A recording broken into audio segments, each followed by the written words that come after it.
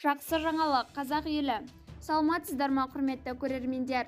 Егер хабарды толық білгіңіз келсе, біздің арнамызға жазылуды және де бір ғана лайк түймесін басуды ұмытпаңыз. Лайк басқан қолдарыңыз Кабатулланың қабырғаларын ұстасын.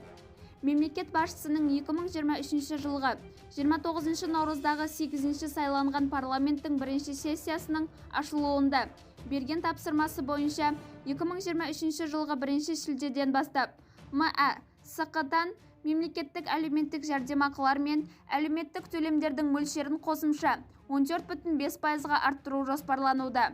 Сол пайыздық арақатынаста мүгедектігі бар балаларды тәрбиелеп отырған, сондай-ақ бірінші топтағы мүгедектігі бар адамдарды күтуге жүзеге асыратын адамдарға берілетін мемлекеттік жәрдемақылардың мөлшері арттырылатын болады. Бізді бақылауды жалғастырыңыз. Арнамызға жазылып, бір ғана лайк түймесін басуды ұмытпаңыз. Сау саламат болыңыз.